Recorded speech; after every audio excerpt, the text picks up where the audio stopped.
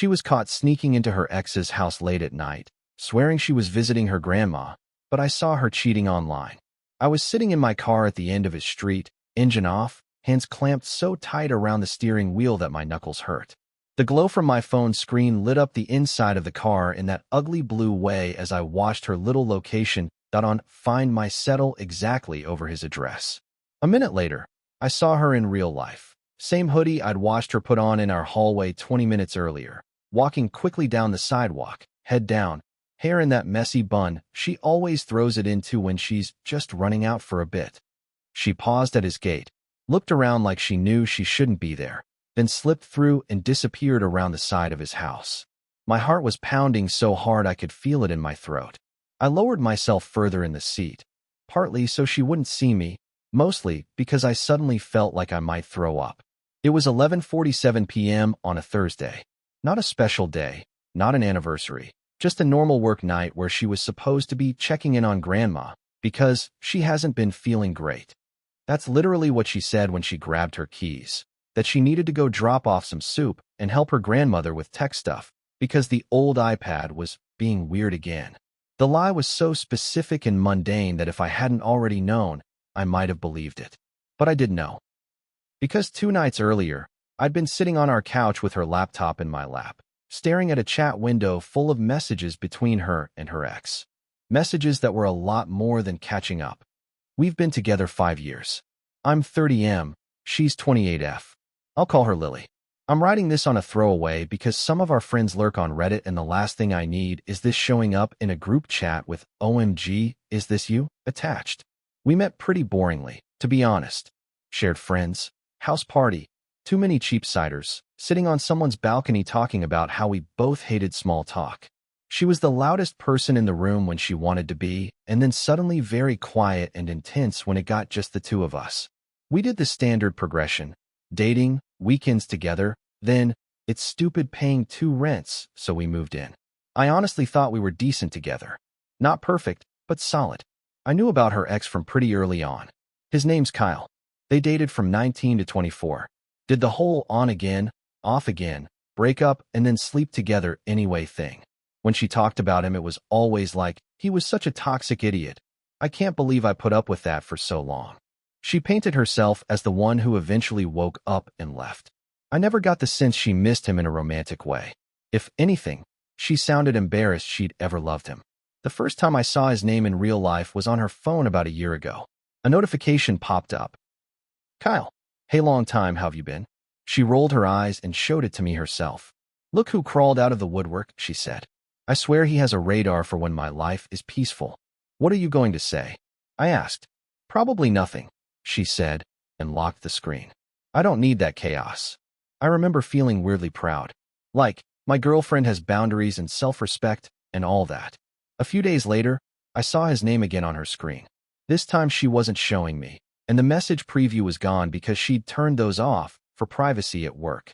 I asked, maybe too casually, Kyle being needy again? She shrugged. He apologized for being a dick back in the day. I told him thanks and that I'm happy now. It was whatever. I didn't push. People have exes. People accept apologies. I wasn't going to be that guy who freaks out because words appeared from someone she used to date. Things started to shift in small ways. She got more into her phone.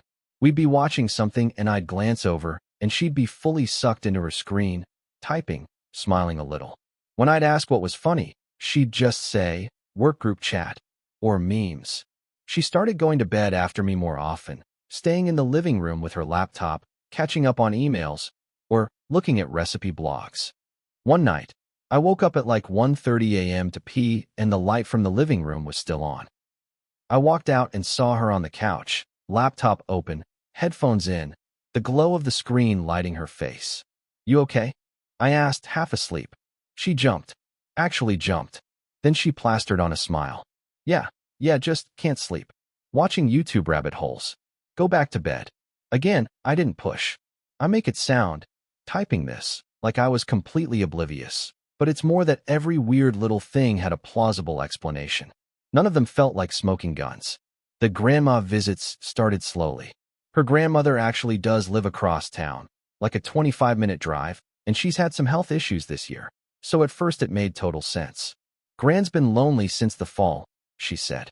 I'm going to try to go over once or twice a week, help with groceries and stuff. Of course, I said. Do you want me to come? She gets overwhelmed with too many people, Lily said. But thanks. The first few times, she left around 6 p.m. and was home by 9 or 10.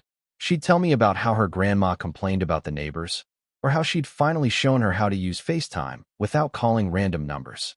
Little domestic stuff. Nothing weird. Then the timing crept later.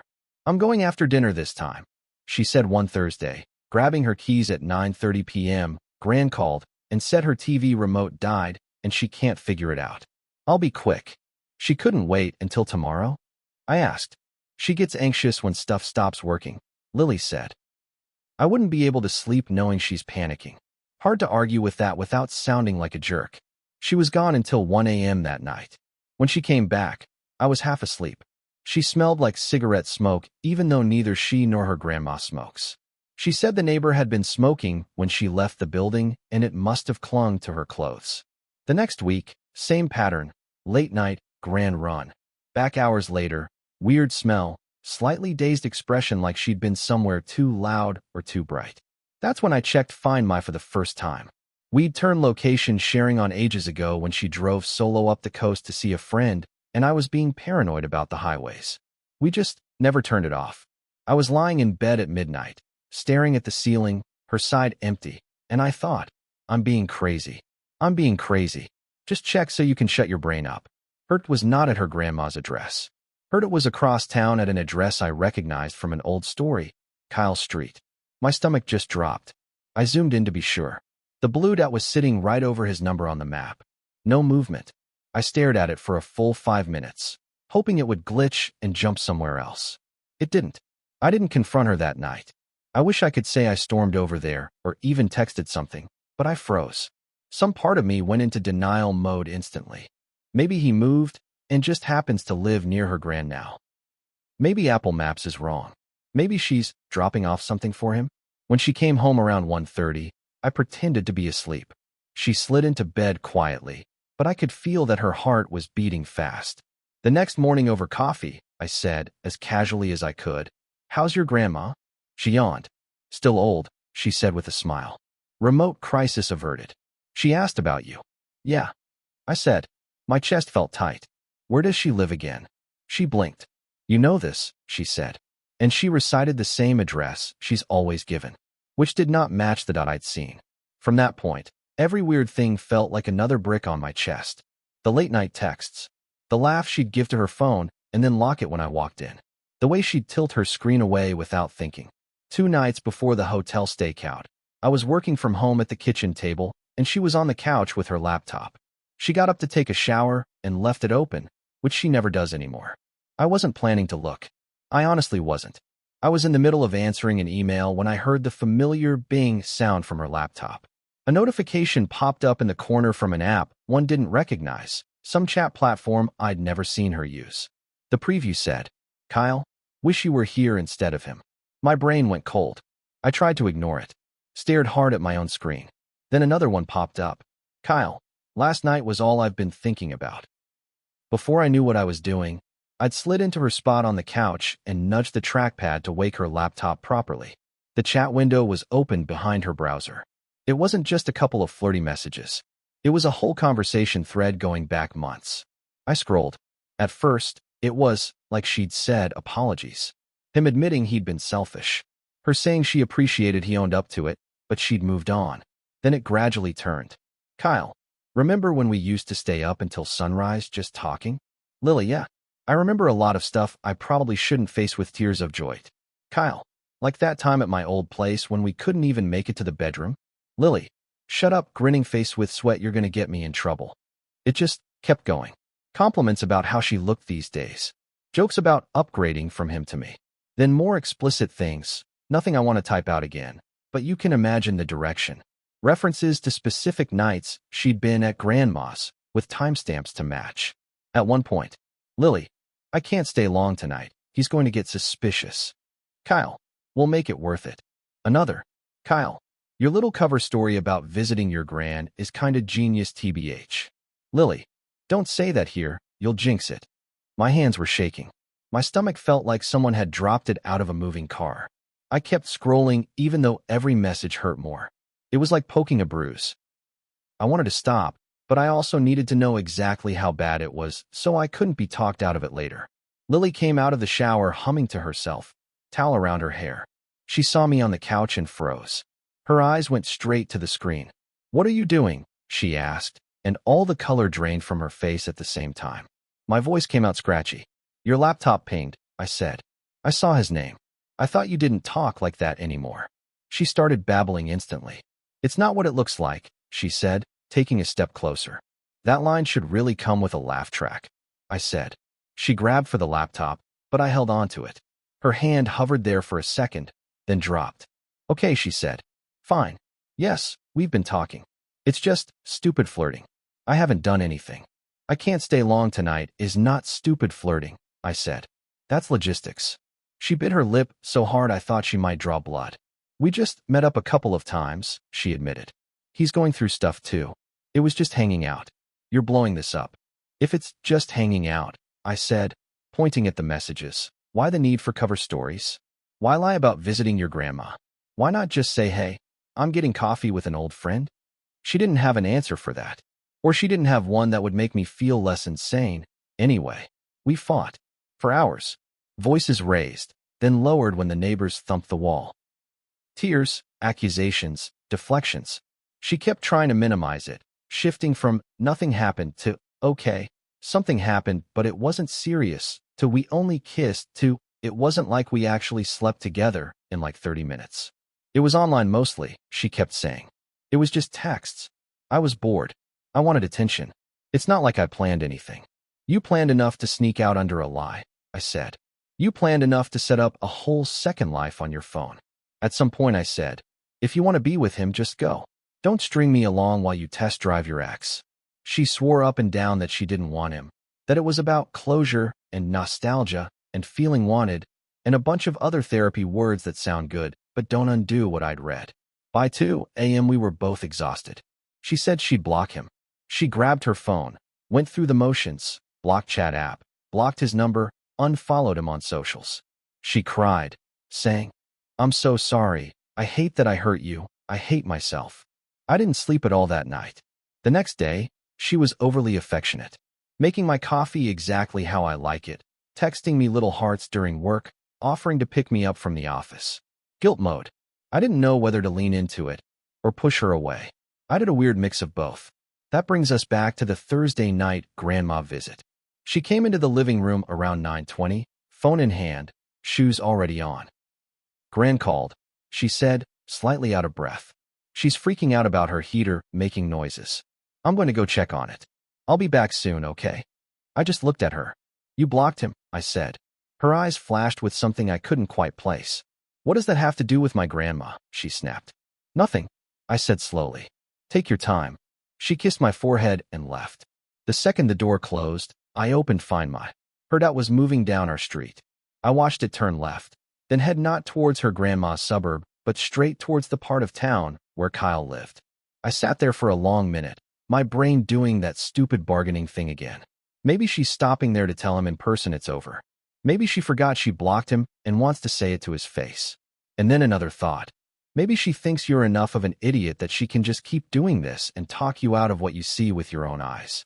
That's when I grabbed the keys. You know the rest of that scene. Car, end of the street, watching her walk into his gate like she belonged there. At some point, a porch light flipped on briefly and I saw them through the gap in the blinds. Two silhouettes too close together in the front room. It was like my chest physically caved in. I didn't go up to the door. I didn't kick it down. I wish I could say I did something dramatic and cathartic, but I just sat there. I watched for maybe 10 minutes, then drove home in silence. Parked. Sat in the dark in our living room listening to the fridge hum until I heard her key in the door just after 1 a.m. She walked in trying to look casual, tossing her keys in the bowl. "How's your grandma?" I asked from the couch.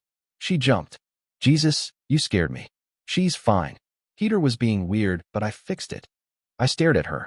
"What's her address again?" She rattled it off, annoyed. "Right," I said. "Because Find My said you were at Kyle's." She went pale in a way you can't fake. "Why are you tracking me?" She shot back immediately, going on the offensive.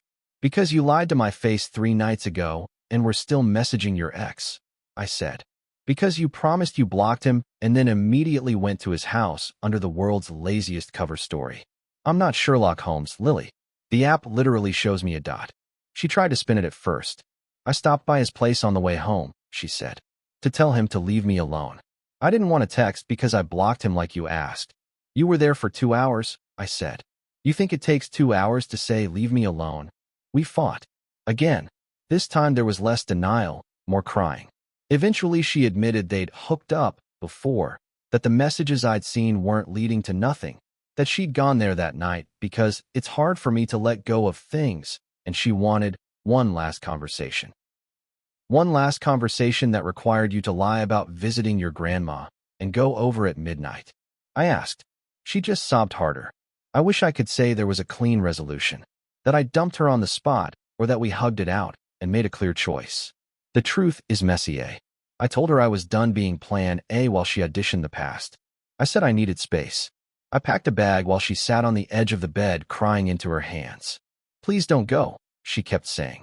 I'll do anything. I'll get therapy. I'll change jobs. I'll never talk to him again. I swear. I swear. I swear. I don't trust your swears anymore, I said.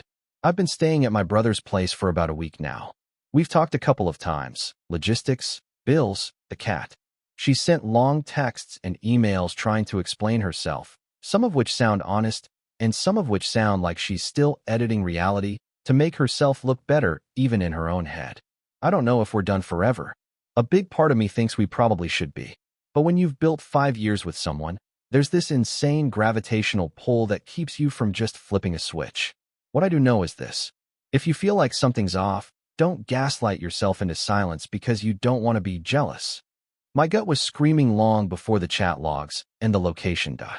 Online cheating is still cheating. The lack of physical contact, and in my case, there actually was physical contact, doesn't magically make the betrayal smaller. The secret world, the lies, the hiding, that's the rot. Visiting grandma should not be a cover story. If someone is using wholesome excuses to cover shady behavior, that tells you something about how they see you. She was caught sneaking into her ex's house late at night. She swore she was visiting her grandma. But weeks of messages, location pings, half-truths, and outright lies told me the real story. She'd left our relationship long before I packed my bag. I'm still figuring out what my new life looks like without her. But at least now I'm doing it with both eyes open.